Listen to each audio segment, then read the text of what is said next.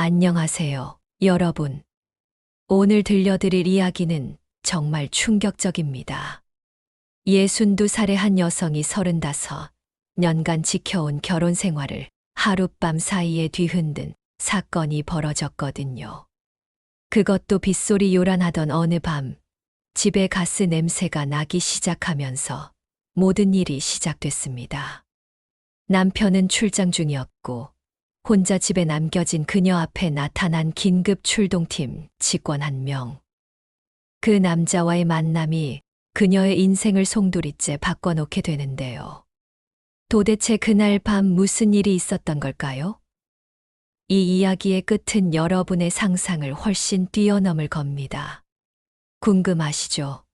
그럼 구독 버튼과 좋아요, 그리고 알림 설정까지 꾹 눌러주세요. 다음 이야기를 가장 먼저 받아보실 수 있답니다. 제 이름은 윤미선이라고 합니다. 올해 62살이에요. 강남의 고급 아파트에서 남편과 단둘이 살고 있지만 요즘은 거의 혼자나 다름없는 생활을 하고 있습니다. 남편 재욱 씨는 대기업 임원이라 일주일에 사나흘은 지방 출장을 다니거든요. 결혼한 지 벌써 35해가 흘렀는데 언제부턴가 우리 사이엔 대화보다 침묵이 더 익숙해져 버렸어요. 그날도 남편은 부산으로 사흘간 출장을 떠난 상태였습니다. 밤 11시쯤 됐을 때였어요. 하늘에서 쏟아지는 빗줄기가 거실 창문을 세차게 때리고 있었죠.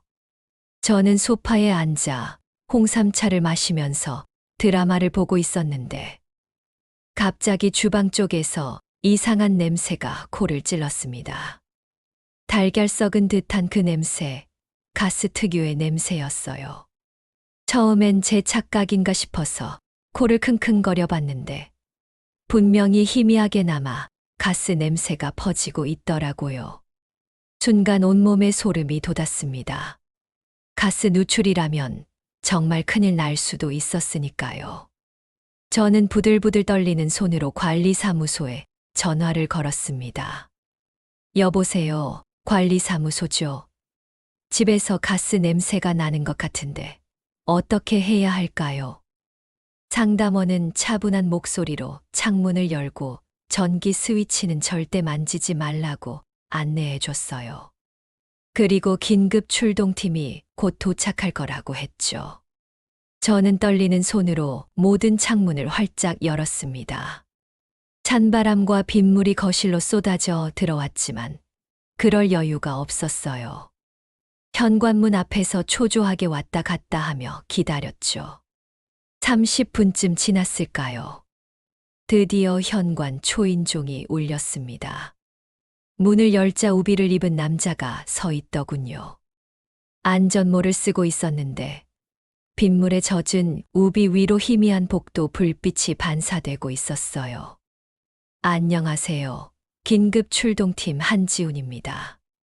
신고 접수받고 왔습니다. 그가 안전모 턱끈을 풀면서 말했는데 턱끈에서 물방울이 뚝뚝 떨어지는 모습을 보니 이 빗속을 뚫고 달려와 준 게 정말 고마웠어요.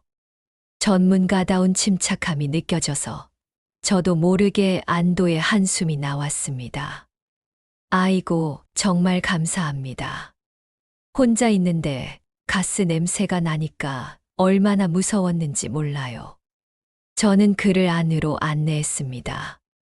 지훈 씨는 우비를 벗어 현관에 단정하게 정리해 두더니 곧바로 휴대용 가스 측정기를 꺼내 들었어요. 그러고는 집안 구석구석을 꼼꼼하게 점검하기 시작했죠. 일단 응급 상황은 아닌 것 같습니다.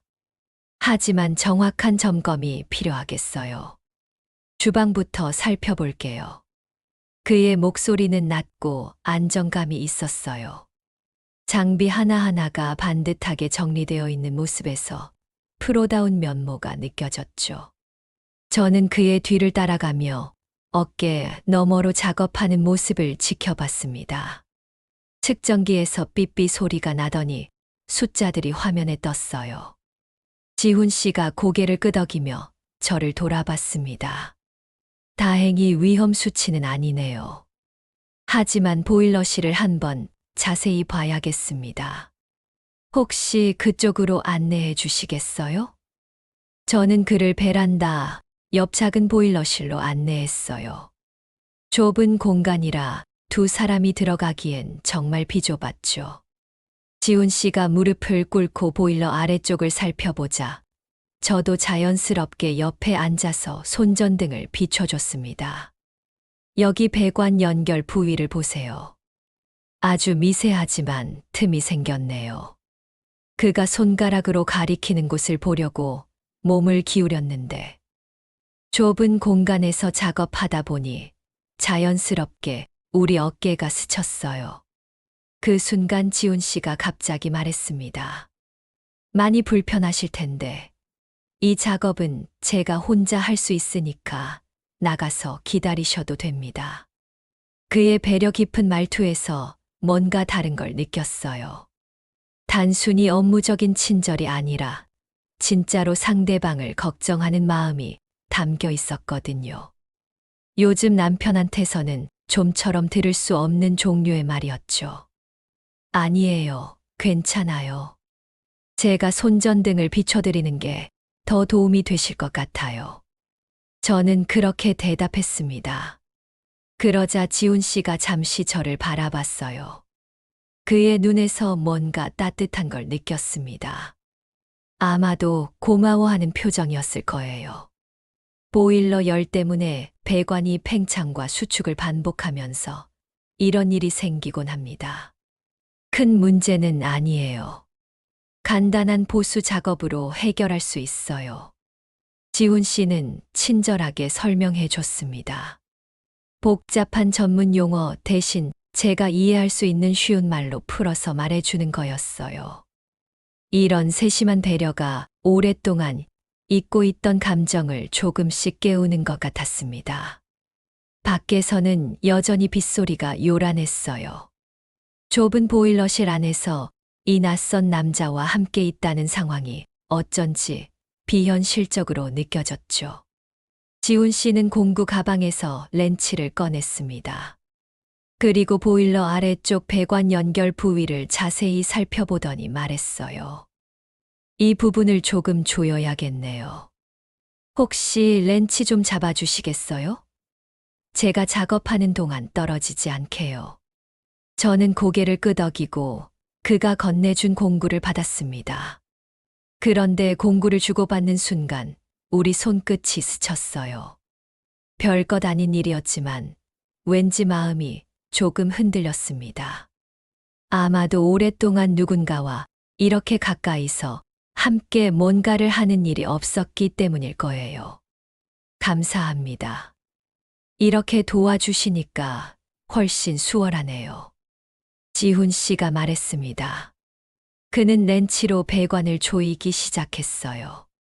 좁은 보일러실 안에서 우리는 나란히 앉아 있었죠. 보일러에서 나오는 따뜻한 열기가 사방으로 퍼지고 있었어요. 평소에도 이런 출동이 많으세요? 저는 조심스럽게 물어봤습니다. 침묵이 계속되는 것보다는 대화를 나누는 게 낫겠다고 생각했거든요. 네, 특히 비 오는 날이나 바람 부는 날에는 더 많아요. 날씨가 변하면 배관에 무리가 가거든요. 지훈 씨가 작업을 계속하면서 대답했어요. 그의 손놀림이 능숙했습니다.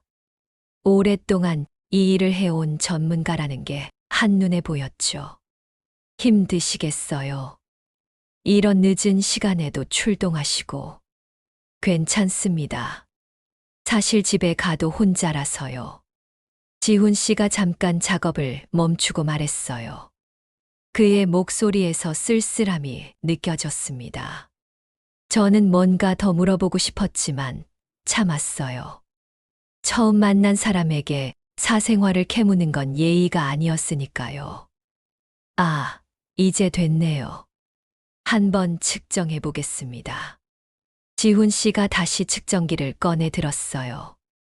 기계에서 삐삐 소리가 나더니 숫자가 화면에 표시됐습니다. 해결됐습니다. 이제 안전해요. 그가 안도의 표정을 지으며 말했어요. 저도 마음이 놓였습니다.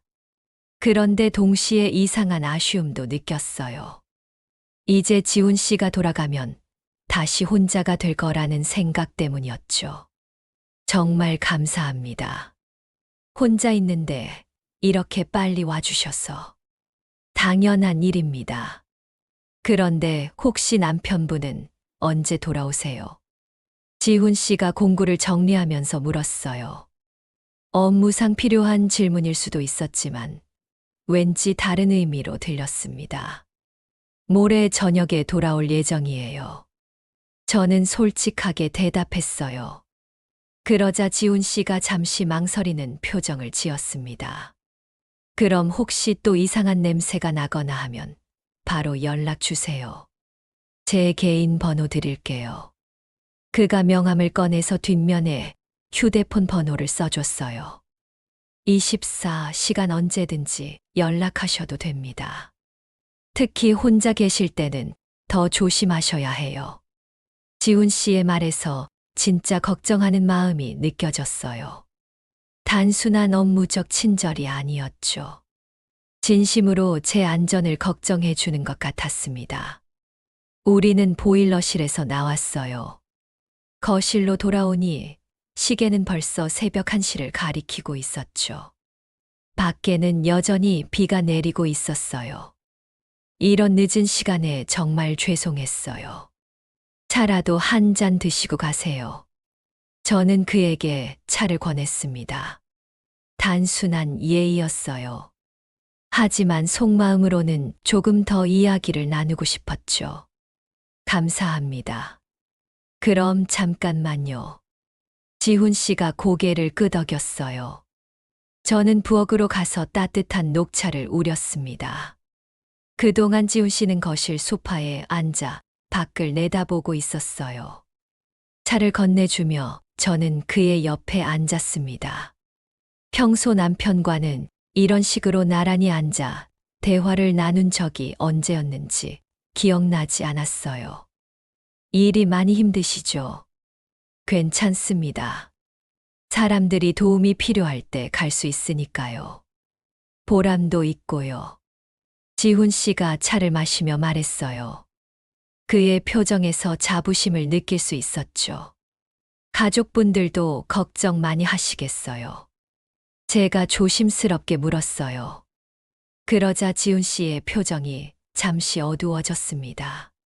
아내가 세상을 떠난 지 2년 됐어요. 지금은 혼자 살고 있습니다. 그의 목소리가 조용해졌어요. 저는 섣불리 위로의 말을 할 수 없었습니다. 대신 조용히 고개만 끄덕였죠. 아이들은 다 독립했고요. 그래서 이런 야간 근무도 할 수 있는 거죠. 지훈 씨가 쓸쓸하게 웃으며 말했어요.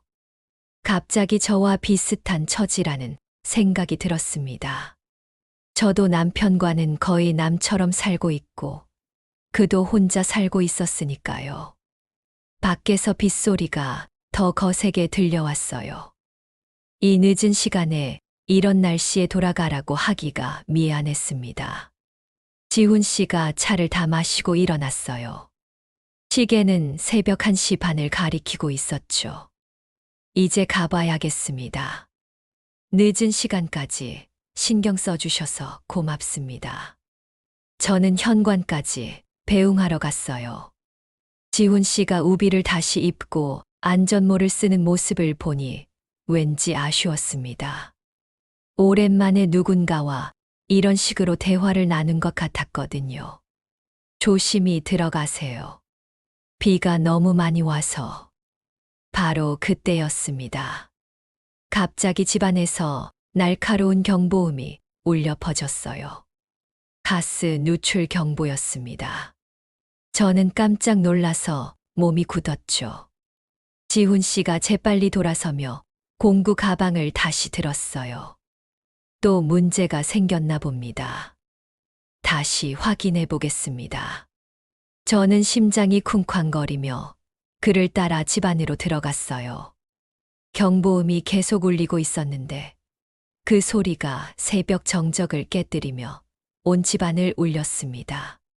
지훈 씨가 재빨리 측정기를 꺼내 들고 집안 곳곳을 점검하기 시작했어요. 측정기 화면의 숫자가 계속 올라가고 있었죠. 다행히 폭발 범위는 아니지만 위험한 수치입니다. 지금 당장 모든 전기를 끄고 창문을 더 열어야 해요. 지훈 씨의 목소리가 긴장되어 있었어요. 저는 그의 지시에 따라 서둘러 창문을 더 활짝 열었습니다. 찬바람과 빗물이 거실로 쏟아져 들어왔어요. 메인 밸브부터 잠가야겠습니다. 지훈 씨가 베란다로 향했어요. 저는 그 뒤를 따라갔죠.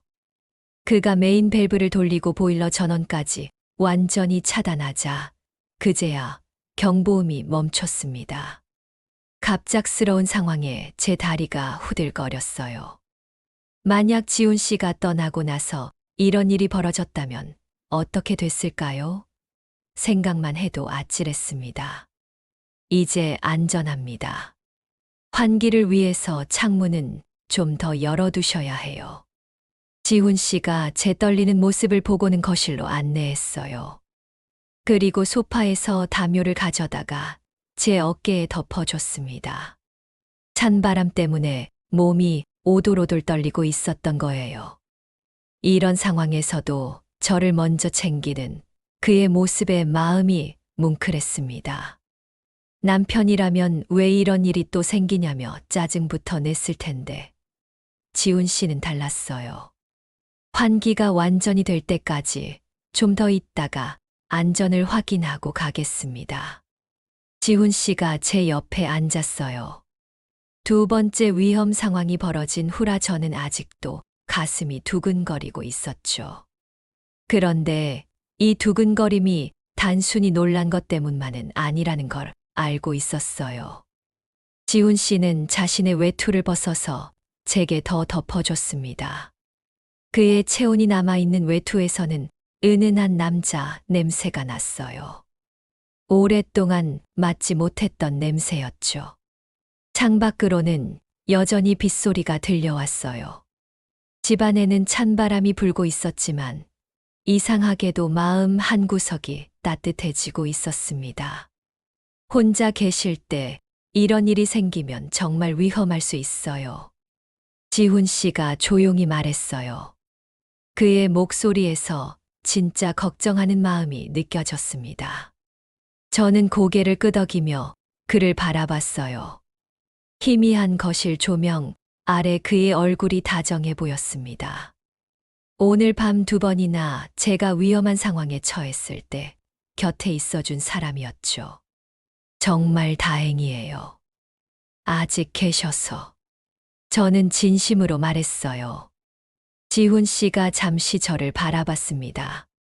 그의 눈빛에서 뭔가 특별한 걸 느꼈어요. 저도 이상해요. 평소 같으면 작업 끝나자마자 바로 갔을 텐데 오늘은 왠지 더 머물고 싶었어요. 그의 고백에 제 심장이 더 크게 뛰었어요. 혹시 그도 저와 같은 마음일까 싶었죠. 담요 속에서 몸은 따뜻해졌지만 마음은 오히려 더 뜨거워지고 있었습니다. 시계는 새벽 3시를 넘기고 있었어요. 지훈 씨가 주기적으로 측정기를 확인하면서도 우리는 계속 대화를 나눴습니다. 처음 만난 사람이 맞나 싶을 정도로 편안했어요. 사실 저희 부부는 오래전부터 마음이 멀어졌어요. 저도 모르게 속마음을 털어놓게 됐습니다. 남편 얘기를 하면서 눈가가 촉촉해졌죠. 남편은 저를 사람이 아니라 가정부처럼 대해요. 밥 먹었냐, 빨래했냐, 그런 말밖에 안 하거든요.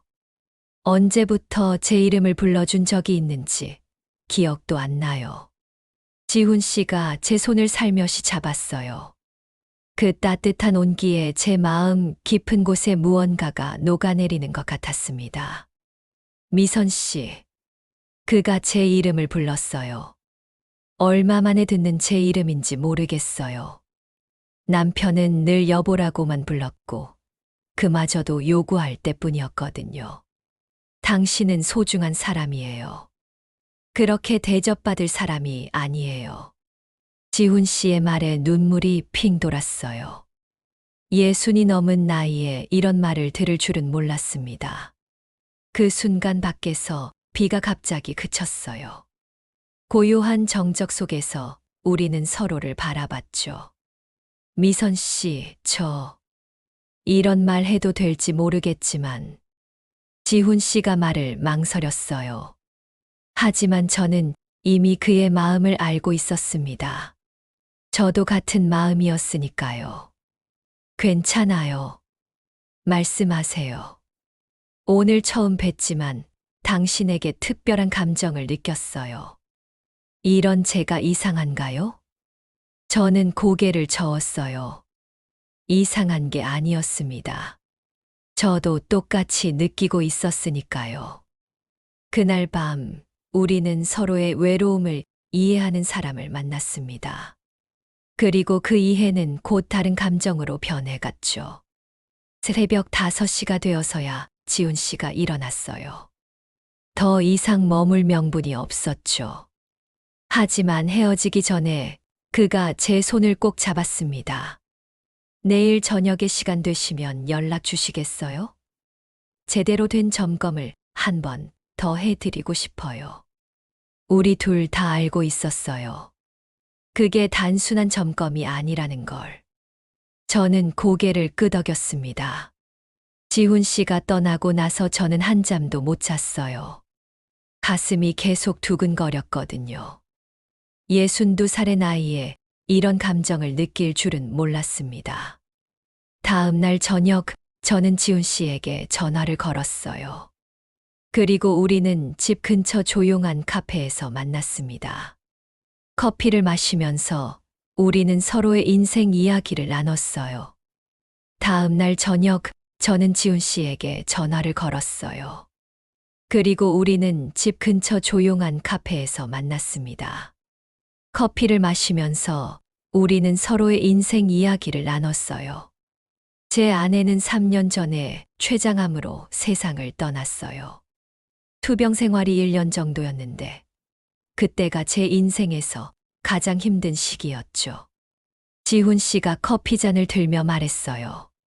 그의 목소리에 아직도 아픔이 남아 있었습니다. 아이들이 다 독립하고 나서 둘이서 이제 좀 살아보려고 했는데 그때 병을 발견했어요. 정말 허무했죠. 저는 그의 손을 잡아줬어요. 말없이 위로를 전했습니다. 미선 씨는 어떠세요? 남편분과는 언제부터 그렇게 된 거예요? 글쎄요. 정확히 언제부터라고 말하기는 어렵지만 10년쯤 전부터인 것 같아요. 남편이 승진하면서 집에 있는 시간이 점점 줄어들었거든요. 처음에는 바빠서 그런가 보다 했는데 나중에 보니까 일부러 집에 안 오는 거더라고요. 제가 말하자 지훈 씨가 안타까운 표정을 지었어요. 그것도 모자라서 요즘은 폭력까지 휘두르기 시작했어요. 사소한 일로 화를 내면서 물건을 집어던지거나 제 팔을 거칠게 잡아 끌기도 하고요. 그건 정말 심각한 문제예요. 그런 사람과 함께 살 필요가 있을까요? 지훈 씨의 말에 저는 쓴웃음을 지었어요. 그렇게 생각은 해봤지만 35년을 함께 산 세월이 쉽게 끊어지지 않았거든요. 그날 이후로 우리는 자주 만났어요. 남편이 출장 간 사이에 조용한 식당에서 저녁을 먹기도 하고 공원을 산책하기도 했죠. 만날 때마다 저는 제가 다시 살아나는 기분이었어요. 한 달쯤 지났을 때였어요. 남편이 부산 출장을 간다며 집을 나섰는데 뭔가 이상한 느낌이 들었습니다. 평소보다 옷을 신경 써서 입고 향수까지 뿌리고 나가는 게 아니겠어요. 출장 갈 때는 늘 대충 입고 나갔는데 말이죠.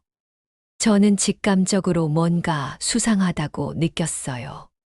그래서 남편이 나간 지 1시간쯤 후에 휴대폰 위치, 추적 앱을 확인해 봤습니다. 부부 사이에 서로 위치를 공유하도록 설정해 둔 게 있었거든요. 그런데 남편의 위치가 부산이 아니라 서울 강남의 한 호텔로 표시되는 거예요. 심장이 쿵 내려앉았습니다. 설마 하는 마음에 다시 확인해 봤지만 분명히 호텔이었어요. 저는 곧바로 택시를 타고 그 호텔로 향했습니다. 가슴이 터질 듯이 뛰었어요. 제 예감이 틀리길 바라면서도 한편으로는 이미 알고 있었죠. 남편이 저를 배신했다는 걸. 호텔 로비에 도착해서 주차장을 확인해 보니 남편 차가 있었어요. 저는 떨리는 손으로 지훈 씨에게 전화를 걸었습니다. 지훈 씨, 저 지금 큰일 났어요. 남편이 부산 출장 간다고 했는데 호텔에 있어요. 진정하세요, 미선 씨. 지금 어디세요? 제가 바로 갈게요. 30분 후 지훈 씨가 호텔 로비로 달려왔어요. 그의 모습을 보자 조금 마음이 진정됐습니다. 일단 확인부터 해봐야 할 것 같아요. 혹시 정말 업무차 온 건지도 모르니까요. 지훈 씨가 프론트에 가서 자연스럽게 물어봤어요. 그런데 직원이 개인정보라며 알려줄 수 없다고 하더군요. 저희는 로비 구석에 앉아서 기다리기로 했습니다. 1시간쯤 지났을까요? 엘리베이터에서 남편이 내려왔어요. 그런데 옆에 젊은 여자가 함께 있었습니다. 남편보다 20살은 어려 보이는 여자였어요. 남편이 그 여자의 허리에 손을 두르고 다정하게 웃으면서 걷고 있었죠. 저는 그 모습을 보고 숨이 막혔어요. 지훈 씨가 제 손을 꼭 잡아줬지만 온몸이 부들부들 떨렸습니다. 남편과 그 여자는 로비를 지나 주차장으로 향했어요. 사진 찍으세요. 지훈 씨가 조용히 말했어요. 저는 떨리는 손으로 휴대폰을 꺼내 남편과 그 여자의 모습을 찍었습니다. 증거가 필요했거든요. 남편의 차가 주차장을 빠져나간 후 저는 그 자리에 주저앉고 말았어요. 35년 결혼 생활이 한순간에 무너지는 기분이었습니다. 미선 씨, 일단 집으로 가시죠. 오늘은 너무 충격이 크셨을 거예요. 지훈 씨가 저를 부축해서 일으켜 세웠어요. 그리고 택시를 잡아 저를 집까지 데려다 줬습니다. 집에 돌아온 후 저는 남편의 서재를 뒤지기 시작했어요. 뭔가 더 증거가 있을 것 같았거든요. 그리고 책상 서랍 깊숙한 곳에서 신용카드 명세서를 발견했습니다. 명세서를 보니 호텔 숙박비가 한두 번이 아니었어요. 지난 6개월 동안 거의 매주 같은 호텔에서 돈을 쓴 기록이 있었죠. 그것도 한 번에 50만 원에서 100만 원씩. 저는 그 명세서들을 모두 사진으로 찍어뒀어요. 그리고 남편의 옷장을 뒤지다가 또 다른 걸 발견했습니다. 여자 향수 냄새가 나는 손수건이었어요. 모서리에 립스틱 자국까지 묻어 있었죠. 증거를 모으면서 저는 점점 화가 치밀어 올랐어요. 저를 폭력으로 억눌러 놓고 정작 본인은 바람을 피우고 있었던 거예요. 그것도 제가 고생해서 모은 재산으로 호텔비를 쓰면서 말이죠. 다음 날 아침 남편이 돌아왔어요. 여전히 부산 출장 다녀온 척하면서 말이에요. 출장 잘 다녀왔어요? 제가 차갑게 물었어요. 남편은 피곤한 척하며 대답했습니다. 응, 힘들었어. 밥이나 줘. 평소 같으면 순순히 밥을 차려줬을 거예요. 하지만 오늘은 달랐습니다. 부산 날씨는 어땠어요? 뭐, 그냥 그랬지. 왜 그래, 갑자기. 이상하네요. 부산을 다녀왔는데 강남 호텔 주차장에 차가 있더라고요. 제가 휴대폰을 꺼내 위치 추적 기록을 보여줬어요.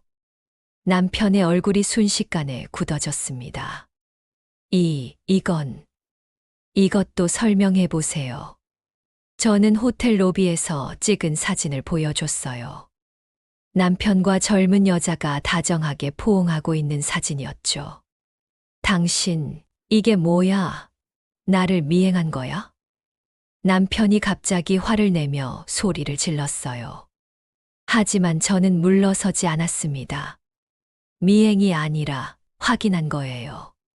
당신이 거짓말하고 있다는 걸요. 이 신용카드 명세서는 뭐예요? 6개월 동안 매주 호텔을 이용한 기록이 다 나와 있던데요. 저는 프린트해둔 명세서를 테이블 위에 던졌어요. 남편의 얼굴이 새하얗게 질렸습니다. 이건 회사 접대야. 내가 뭘 알아? 접대를 호텔 객실에서 해요. 그것도 매주요. 거짓말 그만하세요. 제 목소리가 커졌어요. 35년 결혼 생활에서 남편한테 이렇게 큰 소리를 낸 건 처음이었죠. 당신이 감히 나한테 소리를 질러. 누가 먹여 살렸는데. 남편이 벌떡 일어나더니 제 팔을 거칠게 잡았어요. 예전처럼 폭력으로 저를 제압하려는 거였죠. 손 떼요. 이제 안 당해요. 저는 남편의 손을 뿌리쳤어요. 그리고 이미 준비해둔 서류를 꺼냈습니다. 이혼하겠어요. 여기 협의 이혼 신청서예요. 당신 불륜 증거도 다 확보했고, 폭력 행사한 것도 병원에서 진단서 받아뒀어요. 깔끔하게 정리합시다. 뭐, 이혼? 당신 미쳤어. 남편이 비웃듯이 말했어요. 하지만 제 눈빛이 진지하다는 걸 알아챘는지 표정이 변했습니다. 당신, 진심이야? 네, 진심이에요. 35년 참고 살았는데, 이제 더 이상은 못 참겠어요. 당신 폭력에 시달리면서 바람까지 피우는 남편과 살 이유가 없어요. 제 단호한 말에 남편이 당황하기 시작했어요. 평소 순한 양처럼 고분고분하던 아내가 이렇게 나오니까 어떻게 해야 할지 모르는 거였죠. 여보, 진정해. 우리 얘기 좀 해보자고. 오해야, 오해. 오해요? 호텔에서 여자 껴안고 나오는 게 오해예요? 6개월 동안 매주 호텔비 쓴 게 오해예요? 남편이 말문이 막혔어요. 변명할 여지가 없었으니까요. 그 여자가 누구예요? 그건 회사 후배야. 나이는요? 35쯤 될 거야. 남편보다 27살이나 어린 여자였어요. 저는 헛웃음이 나왔습니다. 언제부터였어요? 작년 봄부터. 1년 하고도 반이나 됐다는 얘기였어요. 그 기간 동안 저는 남편 뒷바라지하면서 성실하게 살았는데 남편은 젊은 여자와 바람을 피우고 있었던 거죠. 이혼 안 해. 절대 안 해. 남편이 갑자기 소리를 질렀어요. 그리고 협의 이혼 신청서를 찢어버렸습니다. 왜요? 이혼하면 재산 분할해 줘야 하니까요? 위자료 줘야 하니까요. 당연하지. 내가 평생 모은 재산인데 왜 내줘야 해? 남편의 본심이 드러났어요. 저를 사랑해서가 아니라 재산 때문에 이혼을 거부하는 거였죠. 그럼 재판으로 가는 수밖에 없네요. 변호사 선임했으니까 법원에서 만나요. 저는 이미 며칠 전에 이혼 전문 변호사와 상담을 했어요. 남편의 불륜과 폭력을 입증할 증거가 충분하니까 재판에서 유리하다는 얘기를 들었죠. 당신 정말 이러는 거야? 동네 망신시킬 거야? 동네 망신은 바람 피운 당신이 시킨 거예요. 저는 제 인생이나 챙기겠어요. 저는 짐을 싸기 시작했어요. 당분간 친구 집에 머물 생각이었습니다. 남편이 뭐라고 소리를 질렀지만 더 이상 귀에 들어오지 않았어요. 집을 나서면서 지훈 씨에게 전화를 걸었어요. 지훈 씨, 저 이혼 결심했어요. 잘 생각하셨어요. 미선 씨. 제가 옆에서 도와드릴게요. 그의 따뜻한 목소리에 눈물이 났어요. 하지만 이번엔 슬픈 눈물이 아니라 해방감에서 나온 눈물이었습니다. 다음 날부터 본격적으로 이혼 소송이 시작됐어요. 남편은 끝까지 버티면서 재산 분할을 최소화하려고 했지만 제가 확보한 증거들이 워낙 확실했어요. 남편의 불륜 사진, 호텔 이용 기록, 신용카드 명세서, 그리고 폭력으로 인한 병원 진단서까지. 변호사가 깜짝 놀랄 정도로 증거가 완벽했죠. 재판은 석 달 동안 이어졌어요. 그 기간 동안 남편은 온갖 협박과 회유를 다 했습니다. 전화로 욕설을 퍼붓기도 하고 집 앞에서 기다리고 있기도 했죠. 한 번은 제가 지훈 씨와 카페에서 만나고 있는데 남편이 갑자기 나타났어요. 역시 남자가 있었구나. 그래서 이혼하자고 한 거지. 남편이 소리를 지르며 지훈 씨를 향해 주먹을 날렸어요. 하지만 지훈 씨가 재빨리 피하면서 남편의 팔을 잡았습니다. 진정하세요. 여기서 이러시면 안 됩니다. 당신이 우리 집안을 망쳤어. 내 아내를 꼬셨잖아. 제가 미선 씨를 만난 건 당신이 바람을 피운 후예요. 순서를 착각하지 마세요. 지훈 씨의 말에 남편이 할 말을 잃었어요. 주변 사람들이 쳐다보기 시작하자 남편은 욕설만 퍼붓고 떠났습니다. 괜찮으세요? 지훈 씨가 걱정스럽게 물었어요. 저는 고개를 끄덕였습니다. 무섭긴 했지만 이제 남편에게서 벗어날 수 있다는 생각에 오히려 마음이 편했어요. 드디어 최종 판결이 났어요. 재판부는 남편의 불륜과 폭력을 명백한 유책 사유로 인정했습니다. 재산 분할은 60대 40으로 제가 더 많이 받게 됐고 위자료로 5천만 원까지 받게 됐어요. 남편은 법정에서 분통을 터뜨렸지만 소용없었어요. 판결은 이미 난 거니까요. 이게 다 당신 때문이야. 당신이 날 망쳤어. 남편이 복도에서 저를 향해 소리를 질렀어요. 하지만 저는 담담하게 대답했습니다. 당신 스스로 망친 거예요. 저는 35년 동안 성실하게 아내 노릇했어요. 망친 건 바람 피우고 폭력 휘두른 당신이에요. 이혼이 확정된 후 저는 제 몫의 재산으로 작은 아파트를 샀어요. 강남은 아니지만 깨끗하고 조용한 동네에 20평짜리 아파트였죠. 처음으로 온전히 제 명의로 된 집이었어요. 이사하는 날 지훈 씨가 도와주러 왔어요. 짐이 많지 않아서 금방 정리가 됐죠. 새 출발을 축하해요, 미선 씨. 지훈 씨가 꽃다발을 건네줬어요. 제가 좋아하는 장미 꽃다발이었습니다. 고마워요, 지훈 씨. 당신이 없었으면 이렇게 용기 내지 못했을 거예요. 아니에요. 미선 씨가 원래 강한 사람이었어요.